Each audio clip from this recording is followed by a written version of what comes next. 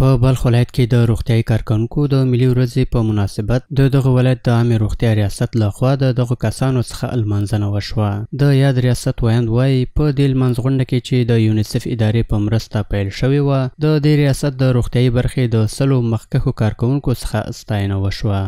بلخ ولایت څونه ساحه چې د مونږ ولسوالیو په سطحه باندې 1800 روغتیايي کارکوونکي لري چې دوی هلته کار کوي، رضاکاران. نو دوی لپاره نن مونږ د هغوی نړیواله ورځ ورته وایي، هغه لپاره د همکار مستوي په مالي لګښت سره نو دوی راغوښتي وو دغه ورځ مونږ دلته ولمانځله. نو په دې کې مونږ 100 تنه هغه رضاکاران یا هم روغتیايي کارکوونکي وستایل چې دوی ښه کارکردګي کړې وه، او انشاءالله همدا شی به نور هم ستایو تر څو دغه هېواد له دې مرضو ناوړه پیښو څخه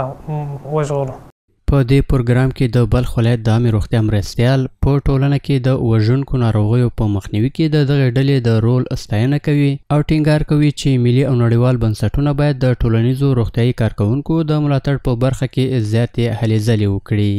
تاسې کوشش وکړي چې CHW په بخش کې نور هم تقویه پروګرامونه او د دوی لپاره د تقویه لپاره نور پروګرامونه اضافه کړي چې هم ټولنه جدي استفاده وکړي او هم د صحت بخش لا پر پښو ودرېږي، ځکه دی په ټولنه کې ژوند کوي، د ټولنې مشکلات ورته معلومیږي. یو ډاکټر که په کلینیک کې ووسي د باندې کېدای شي دی د مشکلاتو څخه دونه باخبره نه اوسي، خو یو صحیح کارکون چې دی هغه د ټولنې د هر فرد د مشکلاتو څخه خبرېږي، ځکه دی په ټولنه کې ژوند کوي. له بلې خوا په دغه ولایت کې ټولنیزو روغتیايي کارکوونکو خلکو ته د عامه پوهاوي په برخه کې خپلې لاسته راوړنې اغېزمنې وبللې او د لا زیات ملاتړ غوښتنه یې وکړه. ما در مدت تقریبا 12 سال میشه که در ابتدای مرحله به خاطر رضاکارانه تعهد سپردیم و تا به امروز همه